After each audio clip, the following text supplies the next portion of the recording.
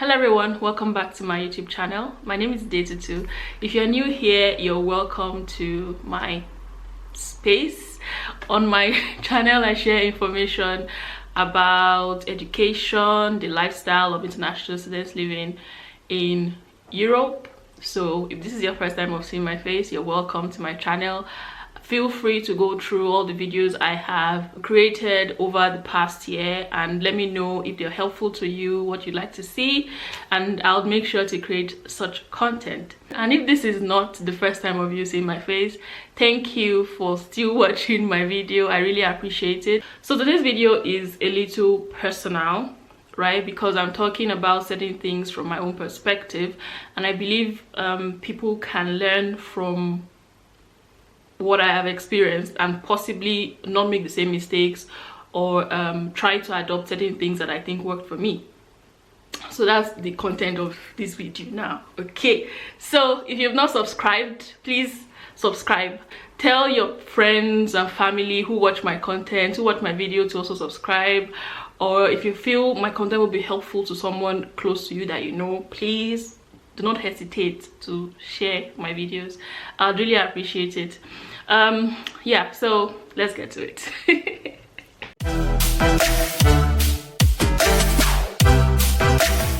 I'm going to talk about things I regret and the things I think I did well since I came to Germany. So for those who do not know, I've been in Germany for 5 years.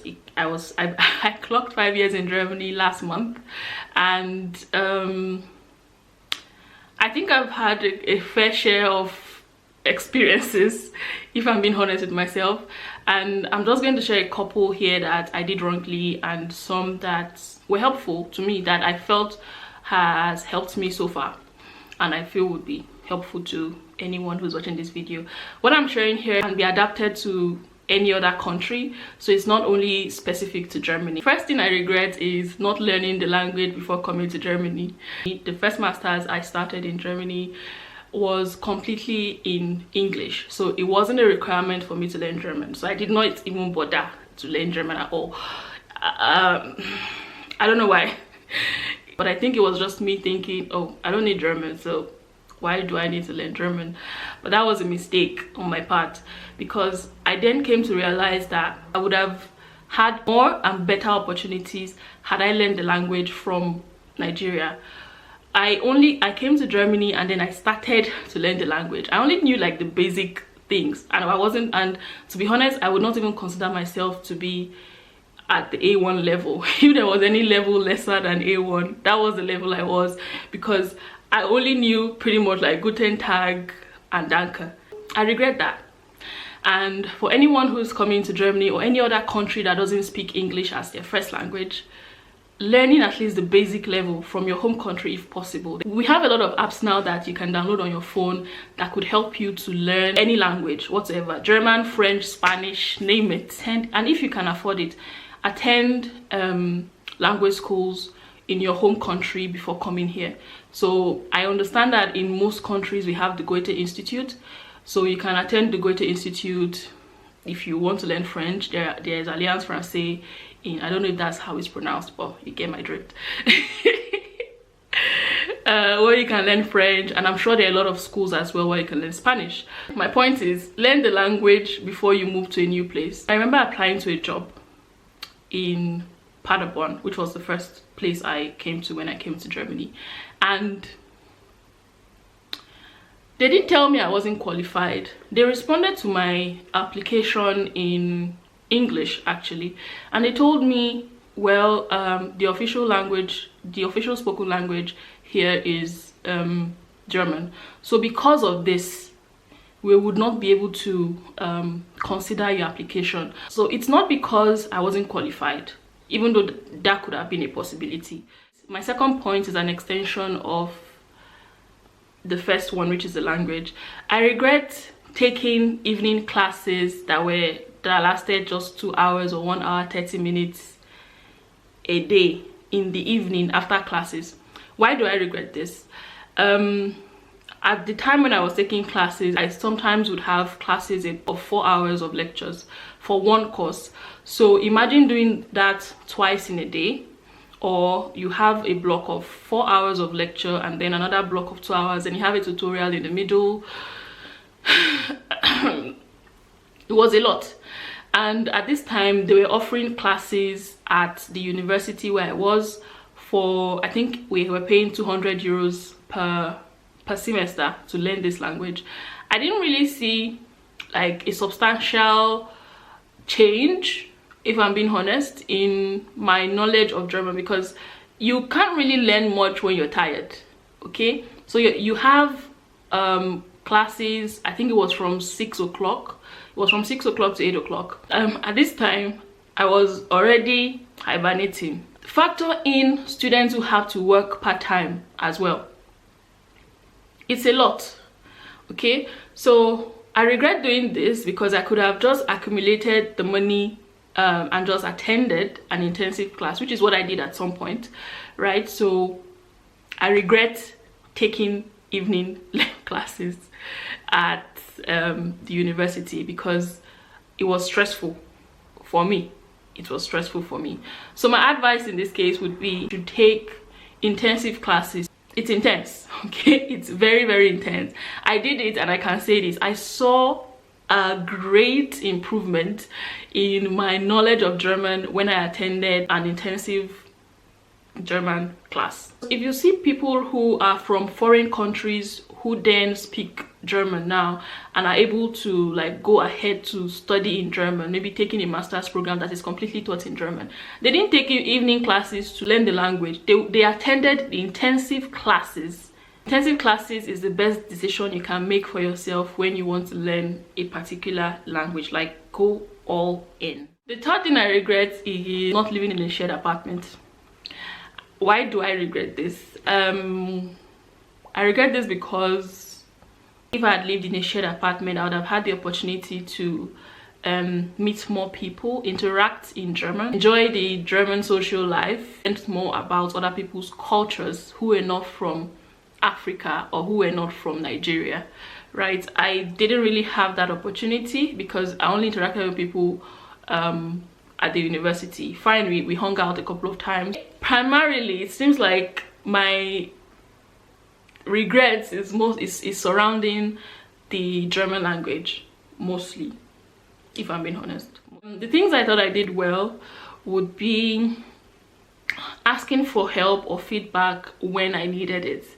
So for example, before I came to Germany, I requested for someone in the student union to pick me up at the airport. I know a couple of students would not do this, but then I thought to myself, I knew no one, not a soul in Germany, and I was coming with 43 kg of luggage. I was coming with my hand luggage. I didn't know how to get to my university.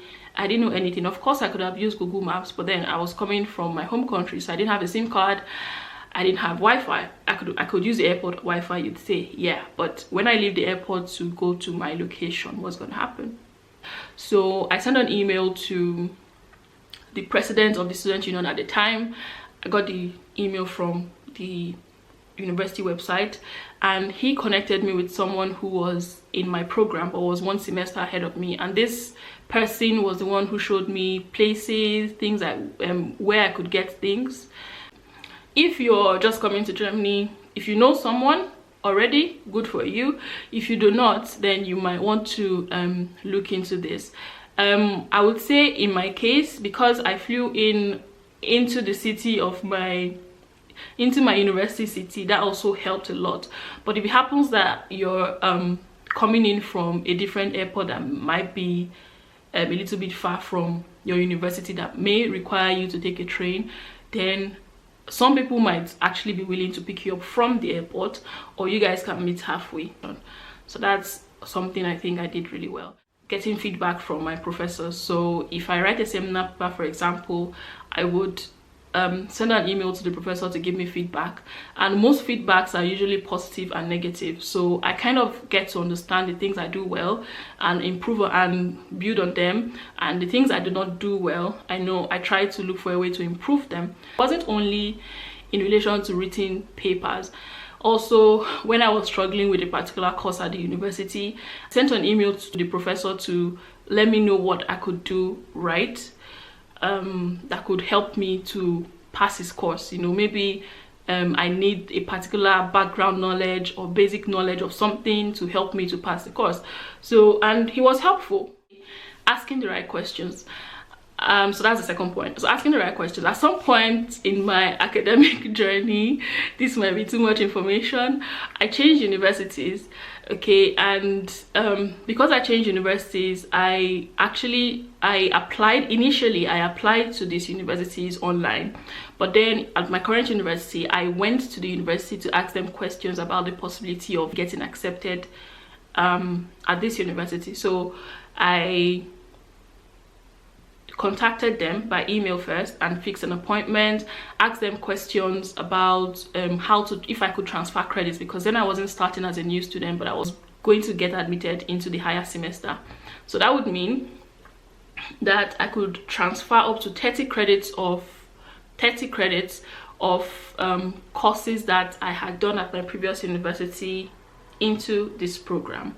Now, if you have done more than that, you kind of have to like pick the courses that you want to transfer, and also see if there is a chair like the head of a field in economics, or if a chair of a field in your program, engineering or computer science, whatever it is you're studying, that's willing to accept this course in their chair, right? So there were some courses, for example, if you take econometrics, I took econometrics, for example, in my former university, and there was also a course that was econometrics in my new university. So it was transferable because they are both econometrics.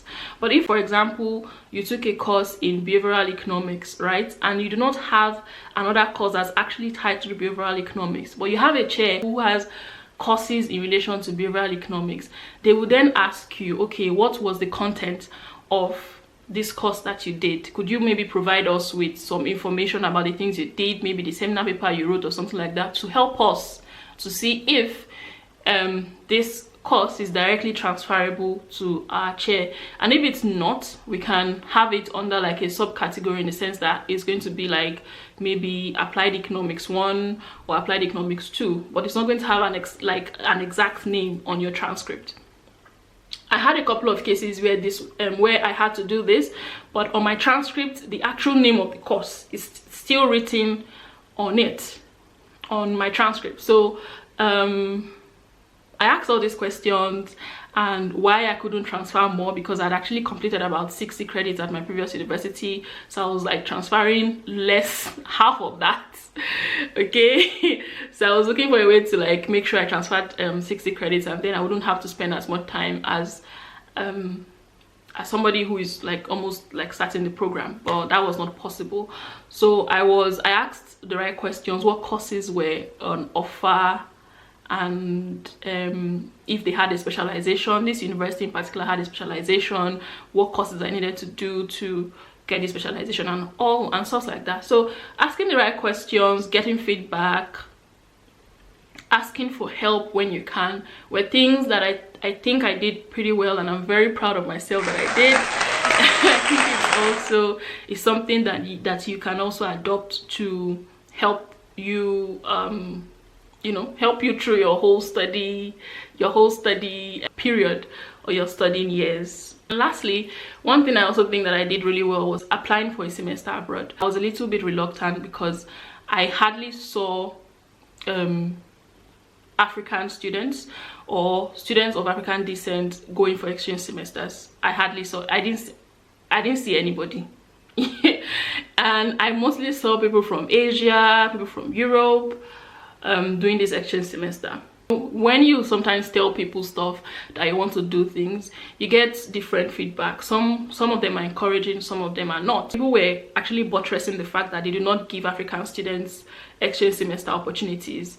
Yeah, so I'm not going to talk more than that. I'm just wasting my time and everything like that. But I thought to myself that the worst answer I could possibly get is a no. And if you're being honest, getting the no is not the end of the world, okay? And even if you get a no now, there'll be other opportunities that you can get. So a no now doesn't mean you get a no for the rest of your life, right? And I didn't have to pay any money for any application process. At the time, I made inquiries at a translation company where they could translate my CV and my letter of motivation to German, and at the time I was to pay 250 euros, right? But luckily for me, I was able to get a friend of a friend who was willing to make that translation for free.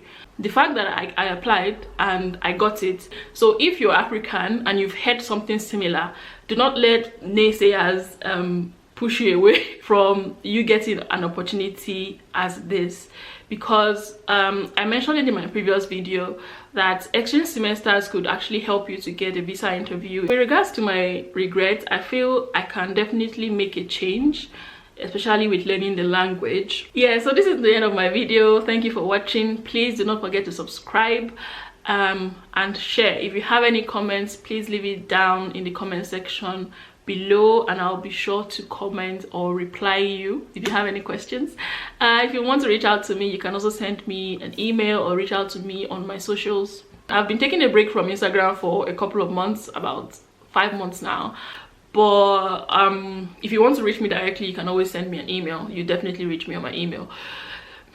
Yeah, so that's the end of my video. Thank you once again for watching. To my next video. Bye.